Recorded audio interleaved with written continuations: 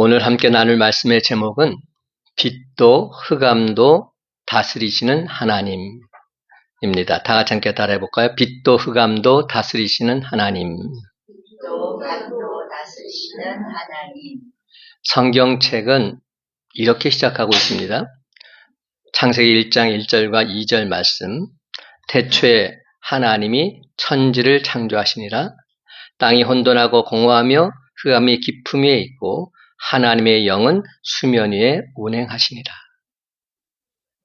태초에 빛이 있기 전에 흑암이 가득한 그때에도 하나님은 세상 만물을 다스리고 계신다 말씀해 주십니다.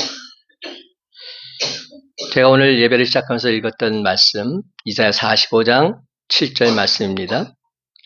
나는 빛도 짓고 어둠도 창조하며 나는 평안도 짓고 환난도 창조하나니 나는 여호와라. 이 모든 일을 행하는 자니라. 여러분, 우리가 믿는 하나님은 빛도 짓고 어둠도 창조하신 분이십니다. 평안도 짓고 환난도 창조하신 분이십니다. 우리가 믿는 하나님은 이 모든 일을 행하시고 다스리시는 분이십니다. 그렇습니다. 우리가 믿는 하나님은 빛만 다스리는 분이 아니십니다.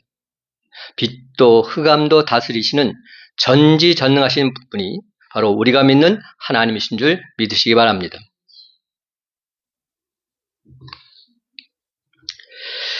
여러분, 우리는 살아가면서 나 자신조차도 나를 잘 모르고 잘 이해하지 못할 때가 있습니다. 내가 나를 잘 모를 때가 분명히 있다는 겁니다. 내가 나를 모르는데 누가 나를 알겠느냐, 이런 유행가 가사도 있잖아요. 그런데 여러분, 설사 내가 나를 모른다 할지라도 하나님께서는 나를 다 알고 계십니다. 나의 장점만 아시는 게 아닙니다. 좋은 점만 아시는 게 아니란 말입니다. 단점도 아시고 나쁜 점도 아시고 추하고 못된 모습 등 하나님은 나의 모든 것을 다 알고 계십니다. 내 허물도 내 죄도 다 알고 계십니다. 그런데도 불구하고 하나님께서는 나의 모든 것을 다 사랑하십니다. 그래서 시편 103편 14절에 이렇게 말씀합니다. 이는 그가 우리의 체질을 아시며 우리가 단지 먼지뿐임을 기억하심이로다. 여러분, 이 무슨 뜻입니까? 우리는 단지 먼지밖에 안 된다는 겁니다. 한 줌의 재밖에 안 된다는 겁니다. 이 모든 것들을 이미 주님께서는 다 알고 계시다 말씀하고 있습니다. 그래서 하나님께서는 바로 그런 나를 사랑하고 계신다 성경은 분명히 말씀하고 있습니다. 그렇다면 여러분, 우리가 믿는 하나님은 나를 어떻게 알고 계시고 어디까지 알고 계실까요? 첫째로 하나님은 나의 생각을 다 알고 계십니다. 그래서 하나님은 나의 생각을 다 알고 계십니다. 2절 말씀 다 같이 함께 읽어봅시다. 주께서 내가 앉고 일어섬을 아시고, 시작. 주께서 내가 앉고 일어섬을 아시고 멀리서도 나의 생각을 밝히 아시오며. 여기서 앉고 일어섬이라는 말은 내 삶의 모든 행위를 의미하고 있습니다.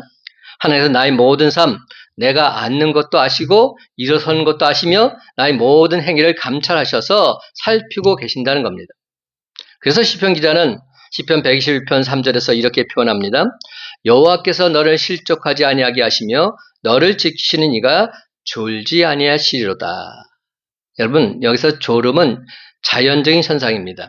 너무 피곤해서 잠을 자지 않으려고 하는데 잠깐 동안 잠을 자는 것, 이것을 졸음이라고 우리가 부르죠. 우리가 잠깐 졸아보면 그 사이에 무슨 일이 일어났는지 정확하게 알지를 못합니다. 그러나 주님은 졸지도 주무시도 않기 때문에 우리를 항상 살피시는 분이라는 그런 말씀입니다. 잠시도 우리에게서 눈을 떼지 않으시고 살피시는 분이다 말씀합니다. 우리가 밥을 먹을 때도, 잠을 잘 때도, 출근을 할 때도, 퇴근을 할 때도, 가정에서도, 직장에서도 하나님은 나를 보고 계신다는 말씀입니다.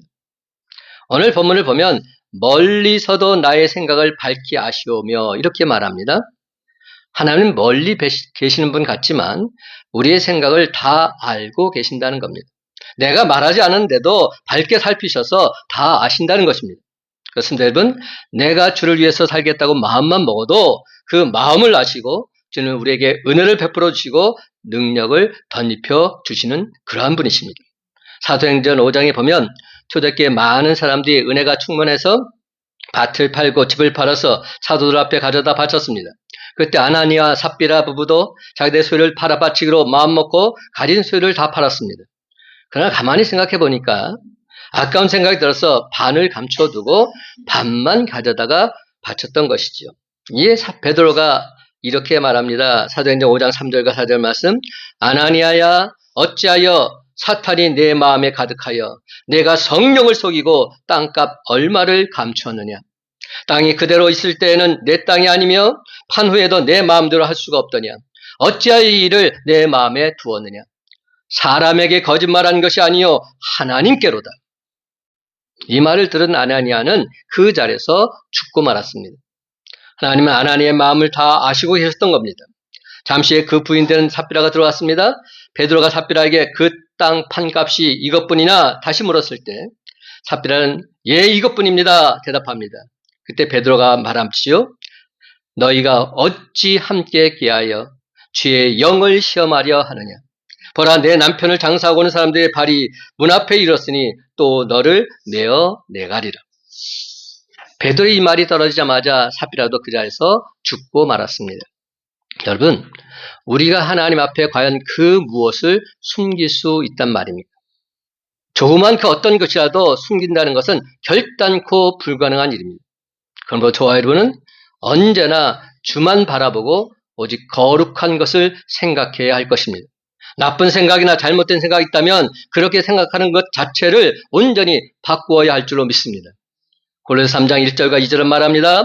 그러므로 너희가 그리스도와 함께 다시 살리심을 받았으면 위의 것을 찾으라. 거기는 그리스도께서 하나님 우편에 앉아 계시느니라. 위의 것을 생각하고 땅의 것을 생각하지 말라. 그렇습니다. 이제부터라도 위의 것을 생각하고 땅의 것 생각하지 마시기 바랍니다. 로마서 8장 5절과 6절을 말씀합니다. 육신을 따르는 자는 육신의 일을, 영을 따르는 자는 영의 일을 생각하나니 육신의 생각은 사망이요 영의 생각은 생명과 평안이라. 영의 생각은 생명과 평안이다 분명히 말씀합니다. 사랑하는 성도 여러분, 늘 언제나 영의 생각을 하며 살아갈 때 우리 주님이 주는 참된 평안과 영생의 축복이 저와 이런 모두에게 폭포처럼 임하게 되시기를 예수님의 이름으로 간절히 축원합니다. 두 번째로 하나님은 나의 말을 다 알고 계십니다. 그렇습니다. 하나님은 나의 말을 다 알고 계십니다. 4절 말씀 함께 읽어볼까요? 4절 여호와여 시작. 여호와여 내 혀의 말을 알지 못하시는 것이 하나도 없으시니이다. 여러분 우리는 하루에도 수없이 많은 말을 하면서 살아갑니다. 말은 그 사람의 생각의 표현입니다. 그래서 언어 생활을 보면 그 사람을 알 수가 있습니다. 그런데 우리가 쓸데없는 말을 하건 선한 말을 하건 하나님께서 다 아신다는 겁니다. 혹여 그 말이 사람을 속일 수 있을지는 모르겠지만 하나님을 속일 수는 없습니다. 하나님은 내 말의 의미를 아시고 어떤 생각에서 나온 말인지 다 아십니다. 아니 내 혀도 미처 말하지 못한 내 입속에 있는 말까지도 다 아십니다. 이처럼 하나님이 우리의 모든 것을 다 알고 계신다고 확신한 이유는 하나님께서 나를 완벽히 둘러싸고 계시기 때문입니다. 오늘 본문 5절에 보면 주께서 나의 앞뒤를 둘러싸시고 내게 안수하셨나이다 이렇게 표현하고 있습니다. 여기서 둘러싸고라는 말은 원어로 추르라는 말인데요. 그 뜻은 밀다, 압축하다, 누르다 그런 뜻을 가지고 있습니다. 무슨 의미인가 하면 상황을 완전히 포위하고 있는 것처럼 결단코 피할 길이 없는 그런 상황을 말하고 있습니다. 즉 하나님께서 나의 앞뒤를 밀착하여 포위하고 계시기에 하나님은 우리의 형편을 너무나도 잘 알고 계신다는 겁니다. 시편 121편 5절에서는 여호와께서 내 오른쪽에서 내 그늘이 되시나니 이렇게 표현하고 있어요. 여러분 그늘이 뭐죠?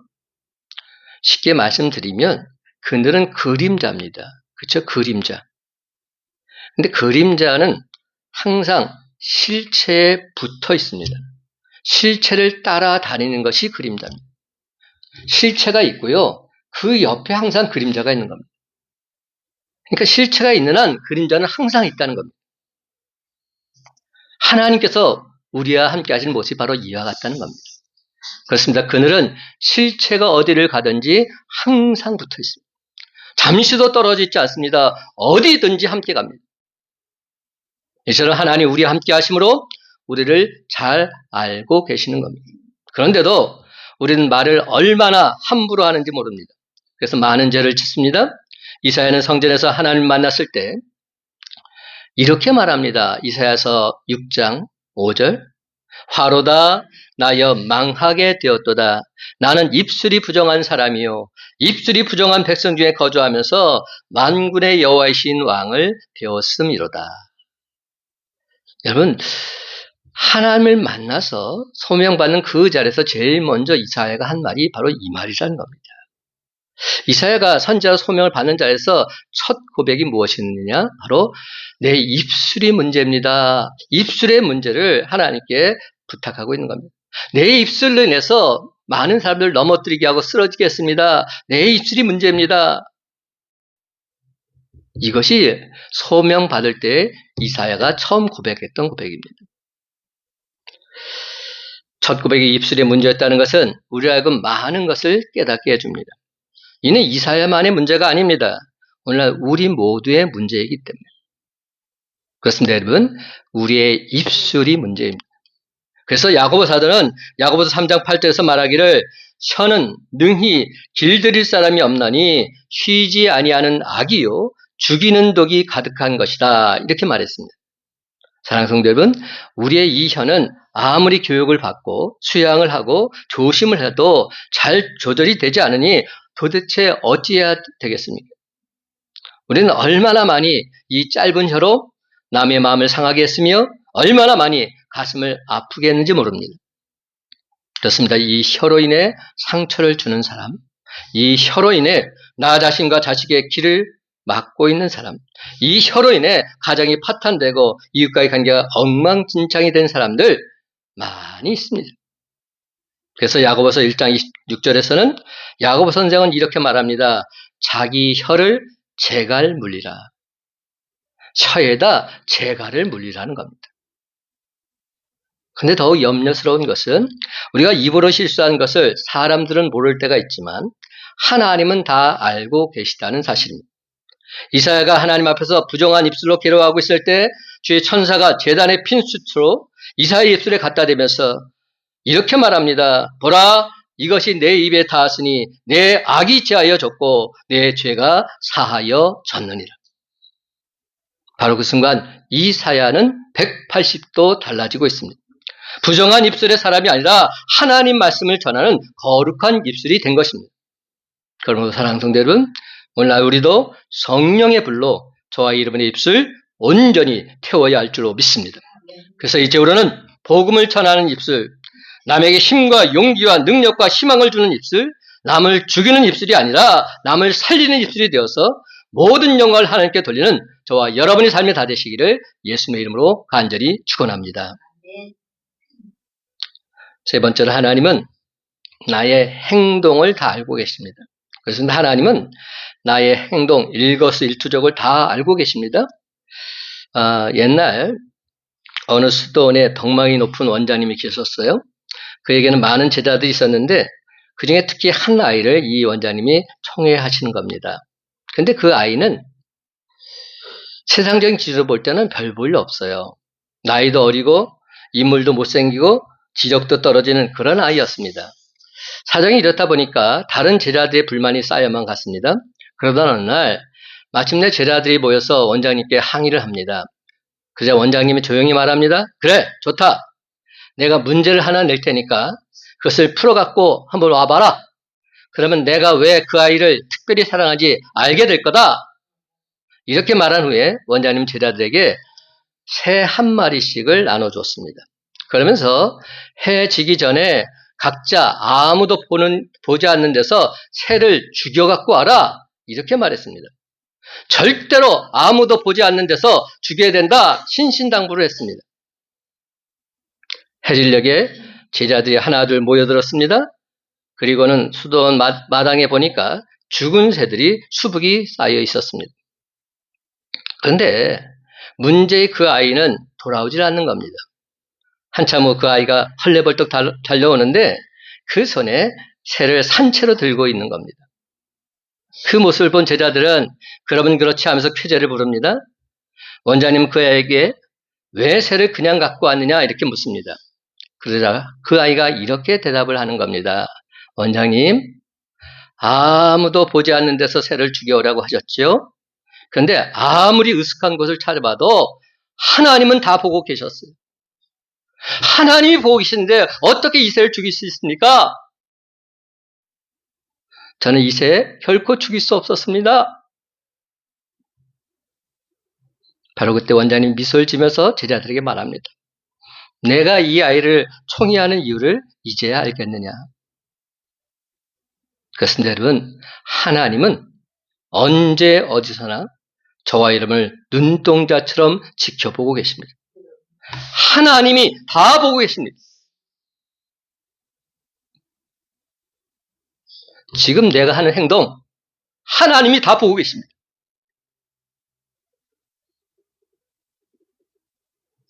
근데 참으로 안타깝게도 우린 그 사실을 1도 의식하지 못한 채 살아갈 때가 너무나도 많다는 겁니다. 여러분, 신앙이란 무엇일까요? 하나님이 우리와 함께 계심을 의식하며 살아가는 것, 바로 이것이 신앙이 아닐까요? 그래서 우리의 신앙이 점점 더 성숙해지면 성숙해질수록 하나님의 임재를 더더욱 생생하게 의식하게 되어 있습니다. 다윗은 2절 말씀에서 내가 앉고 일어섬을 아시고라고 말했는데 여기서 앉는 것은 뭘 말하죠? 쉬는 것을 말합니다. 일어서는 것은 일하는 것을 말합니다. 하나님께서는 내가 쉬는 이유도 아시고 일하는 이유도 다 알고 계십니다. 나의 모든 길과 내가 눕는 것까지도 다 아신다고 했습니다. 그러므로 하나님의 불꽃 같은 눈동자를 피할 수 있는 사람, 이 세상에 아무도 없습니다. 그래서 7절에 내가 주의 영을 떠나 어디로 가며 주의 앞에서 어디로 피하리까 노래하고 있는 것이죠. 이 무슨 말입니까? 어디 안에 계시는 하나님, 무소부지하신 하나님을 말하고 있습니다. 하나님의 인도하심과 섭리하심, 나는 결단코 피할 수 없노라 말하고 있는 것입니다. 8절을 보면 내가 하늘에 올라갈지라도 거기 계시며 내가 수월에 내 자리를 펼지라도 거기 계시니이다 말씀합니다. 여기서 하늘은 뭘 의미합니까? 이 땅을 떠나서 하늘로 올라가는 것, 천국을 말합니다. 또한 스월은 땅 밑에 지옥을 뜻합니다. 그러니까 우리가 이 땅에서 살 때에도 하나님의 낯을 피할 수 없을 뿐만 아니라 죽어서 하늘에 올라가든지 아니면 지옥에 들어간다 할지라도 하나님의 낯 결단코 피할 수 없다는 것입니다. 뿐만 아니라 9절 말씀에서는 내가 새벽 날개를 치며 바다 끝에 가서 거주할지라도 이렇게 표현합니다. 새벽 날개를 치며, 이 말은 너무나도 시적인 표현이죠. 너무나도 아름다운 표현입니다. 새벽 날개를 친다. 이 말이 무슨 뜻 같아요? 문자적으로 볼 때 이것은 내가 아침 날개를 갖는다면 이런 뜻입니다. 무슨 얘기냐면 아침에 일어났을 때 햇살이 비치잖아요. 새벽 날개를 치며, 아침 날개는 해가 동편에서 솟아오를 때 날개처럼 삐쭉삐쭉 하늘을 찌를 듯이 뻗치는 빗줄기를 말합니다. 빗줄기. 당시 사람들은 세상에 가장 빠른 것에 관해서 말할 때 해가 뜰 때 순식간에 하늘을 향해 뻗치는 빗줄기라고 생각했습니다. 사랑하는 성도 여러분, 아침에 찬란한 태양이 솟아 떠오를 때를 한번 상상해 보시기 바랍니다. 그 빗줄기가 얼마나 빠른지 한순간에 온 천지가 밝아지는 것을 목도하게 될 것입니다. 그러므로 다윗은 세상에서 가장 빠른 빗줄기를 타고서 가장 멀리 있는 바다 끝에 간다고 할지라도 거기서도 하나님이 계신다 고백하고 있는 것입니다. 그런데 여러분, 하나님 도대체 그곳에서 무엇을 하고 계실까요? 10절 말씀 다 같이 한 목소리 읽어봅시다. 거기서도, 시작. 거기서도 주의 손이 나를 인도하시며 주의 오른손이 나를 붙드시리이다. 아멘. 그렇습니다. 하늘에 올라가도 하나님은 거기에 계시고 수월에 내려가도 하나님은 거기에 계시며 바다 끝에 가도 거기서도 우리 주님은 계시는데 그 주님이 무엇을 하시는지를 분명히 말씀하고 있습니다. 거기서도 주의 손이 나를 인도하시며 주의 오른손이 나를 붙드시리이다. 그렇습니다. 우리 주님은 거기서도 저와 여러분을 인도해 주신다 분명히 말씀하십니다. 사실 우리는 하나님의 인도하심이 아니면 온전히 살아갈 수 없는 자들입니다. 또한 우리 주님께서 저와 여러분을 붙잡아 주신다고 하십니다. 오늘 본문에서 주의 오른손은 하나님의 오른손입니다. 오른손은 어떤 의미가 담겨 있습니까? 듣는 손입니다. 능력의 손입니다. 그렇습니다. 주의 오른손은 하나님 능력의 상징인 것입니다. 하나님의 강하신 능력으로 우리를 인도하시고 붙잡아 주신다는 겁니다. 우리는 이 놀라운 사실을 깨달아 알아야 합니다. 사랑하는 성도 여러분, 누군가가 나를 잘 안다는 것은 두 가지 의미로 해석되어질 수 있어요. 첫째는 누군가가 나를 너무 잘 알면 부담과 두려움으로 그것이 다가옵니다. 만약 내가 싫어하는 사람, 나에 대해서 늘 부정적으로 말하는 그 누군가가 나를 너무나 잘 알고 있다면 그것은 오히려 크나큰 부담이 될 것입니다. 또한 여러분, 내가 어떤 잘못을 저질렀는데 누군가에 의해서 감시를 당하고 있다는 생각이 들게 되면 그것은 엄청난 두려움이 될 것입니다. 이처럼 누군가가 나를 너무나 잘 알고 있다는 것은 때로는 부담과 두려움일 수 있습니다. 또 하나 두 번째의 경우는 이와는 정반대입니다. 누군가가 나를 잘 안다는 것이 나에게 크나큰 기쁨과 위로가 되는 경우도 있다는 겁니다. 내가 사랑하는 어떤 사람이 나에게 관심을 가지고 나를 잘 알고 있다면, 그렇습니다. 나를 늘 주목하고 있다면 그것은 내게 크나큰 기쁨이 될 것입니다. 또한 여러분, 내가 고난 중에 허우적거리고 갈 길을 몰라서 애태우고 있을 때 누군가 내 형편과 처지를 헤아리고 나를 돕기 위해서 지켜보고 있다면 그것은 그야말로 크나큰 힘과 위로가 될 것입니다. 오늘 본문에서 하나님은 나의 생각을 아시고 내 말을 아시고 내 행동을 아신다고 했는데 이는 바로 두 번째의 경우입니다. 하나님은 나를 돕기 위해서 나의 형편과 사정을 헤아리시고 그 문제를 해결해 주시기 위해서 나를 감찰하시고 살펴주십니다. 그렇습니다. 하나님은 이러한 하나님임을 다윗은 분명히 깨닫고 있는 것이죠. 그리고 그는 자신이 힘들 때마다 하나님께서 자기를 돕고 계신다는 사실 또한 확실히 느끼고 있는 것입니다. 그렇습니다. 여러분, 우리가 믿는 하나님이 감시자로서가 아닌 돕는 자로서 나를 지켜보고 계신다는 확신을 가지게 될 때 다윗은 하나님의 은혜와 사랑에 감사 감격하지 않을 수 없었던 겁니다. 그래서 오늘 본문의 첫 번째 부분에서 다시 이렇게 고백하면서 하나님께 감사 찬양을 올려드리고 있습니다. 하나님께서 저에 대해서 어찌 그리 잘 알고 계십니까? 나도 나를 잘 모르는 부분들까지 하나님은 다 헤아리고 계시니 저로서는 그저 놀라울 뿐입니다.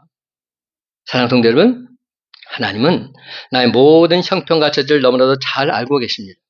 마태복음 10장 30절에 의하면 심지어 우리의 머리털까지도 세신 바 되었다고 했습니다. 그렇습니다. 하나님은 나에 대해서 모르시는 것이 전혀 없으십니다. 요나가 하나님 명령에 불순종해서 니느웨를 가지 않고 다시스로 가는 배를 탄 것을 하나님은 아셨습니다. 또한 배 밑창에 누워서 능청스럽게 잠을 청하고 있을 때도 하나님은 다 알고 계셨습니다. 아간이 하나님 말씀에 불순종하고 시날산의 아름다운 외투 한 벌과 은 200세겔과 금덩어리를 몰래 취해서 자기의 장막에 숨겨놓은 사실도 하나님은 다 알고 계셨던 것입니다. 그렇습니다. 여러분, 참으로 우리가 믿는 하나님은 나의 생각을 다 알고 계십니다. 나의 말을 아시고 나의 모든 행동을 다 알고 계십니다. 여러분, 혹여 이런 사실이 하나님 앞에 부담이 되지는 않으십니까? 나에 대해서 다 알고 계시는 하나님 앞에서 두려움이 느껴지지는 않으십니까? 만약 그렇다면 그것은 지금 분명 잘못된 길을 가고 있기 때문일 것입니다. 사랑하는 성도 여러분, 그것은 하나님이 원하시는 바가 아닙니다. 여러분, 하나님이 나의 모든 것을 다 알고 계신다는 사실이 부담이요 두려움이 아니라 나에게 그냥 힘이 되고 능력이 되고 위로가 되어야 할 줄로 믿습니다. 거기서도 주의 손이 나를 인도하시며 주의 오른손이 나를 붙드시리이다. 내가 믿음의 생각만 가져도 그것을 행하고자 하는 마음만 먹어도 하나님은 우리의 마음을 가상히 여기시고 은혜를 베풀어 주기를 원하십니다. 나의 모든 것을 다 아시는 주님은 저와 이름의 연약함을 긍휼히 여기시고 용기를 주시며 강하게 해주기를 원하십니다. 나에 대해서 모르시는 것이 없는 하나님 앞에 우리가 숨길 것 과연 무엇이 있겠습니까? 그렇습니다. 모든 것을 아시는 하나님 앞에 말 못할 사정이 무엇이 있겠느냐 말입니다. 우리가 입술을 열어 하나님께 아랜다면 하나님 분명 저와 여러분 모두에게 이렇게 말씀해 주실 것입니다. 사랑하는 아무개야, 내가 너의 마음을 다 안다. 내가 처한 형편 다 알고 내 사정 다 안다. 내 마음의 아픔을 다 알고 내 가슴에 맺힌 눈물도 다 안다. 그래서 나는 너 혼자 그 문제를 해결하기를 원하지 않는단다. 어서 속히 나에게 나와서 내 입술을 열고 내 마음을 쏟아놓기를 나는 기다리고 있단다. 그리고는 내 형편과 처지를 아시는 하나님께서 모든 것이 합력하여 선을 이루도록 저와 여러분을 완벽히 도와주실 줄로 믿습니다. 사랑과 긍휼이 풍성하신 하나님께서 우리 모두에게 진정 참된 위로가 되고 놀란 능력이 되어주실 줄로 믿습니다. 그래서 하나님 마음에 합한 자 다윗은 기쁘고 즐거운 마음으로 찬송하면서 이렇게 그의 신앙을 고백하고 있습니다. 그 부분이 우리가 마지막으로 함께 읽었던 시편 139편 11절과 12절 말씀입니다. 다 같이 말씀을 생각하면서 한 목소리 읽기 원합니다. 내가 혹시 말하기를 11절 12절 시작.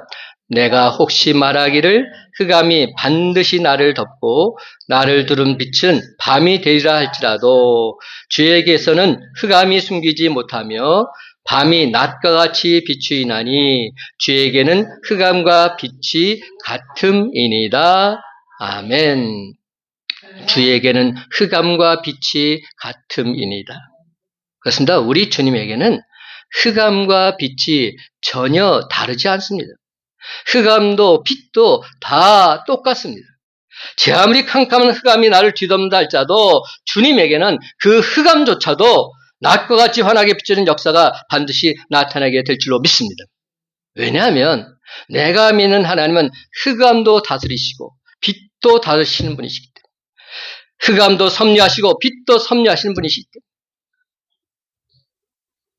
바로 그 전능하신 하나님께서 저와 여러분과 함께 하신다면 우리 모두가 다 어두운 이 세상을 환하게 비추는 빛의 자녀들이 될 줄로 믿습니다. 에베소 5장 8절, 9절, 10절 말씀입니다. 너희가 전에는 어둠이더니 이제는 주 안에서 빛이라. 빛의 자녀들처럼 행하라. 빛의 열매는 모든 착함과 의로움과 진실함에 있느니라. 주를 기쁘시게 할 것이 무엇인가 시험하여 보라. 사랑하는 성도 여러분, 우리 모두는 하나님의 전적인 은혜로 어둠에서 빛으로 인도함 받은 빛의 자녀들입니다. 그러므로 빛의 자녀들답게 이제 내가 받은 그 빛을 반사하는 삶, 그 빛을 반영하는 삶을 살아가야 합니다. 그래서 사도 바울은 말합니다. 주를 기쁘시게 할 것이 무엇인가 시험하여 보라. 주를 기쁘시게 할 것이 무엇인가 시험하여 볼 때 놀란 하나님의 은혜와 축복을 날마다 체험하게 된다는 겁니다. 이제 말씀을 맺습니다. 사랑하는 성도 여러분, 내가 믿는 하나님은 나보다 나를 더 잘 아시는 하나님이십니다. 내가 믿는 하나님은 빛도 흑암도 다스리시는 만군의 여호와 하나님이십니다. 그러므로 여러분, 이제 여러분은 오로지 그 하나님만 바라보고 하나님의 인도하심 따라 하나님만을 전적으로 믿고 의지함으로써 흑암과 같은 이 세상 생명의 빛으로 점점 더 변화시켜 나가는 저와 여러분의 복된 삶이 다 되시기를 예수님의 이름으로 간절히 축원합니다.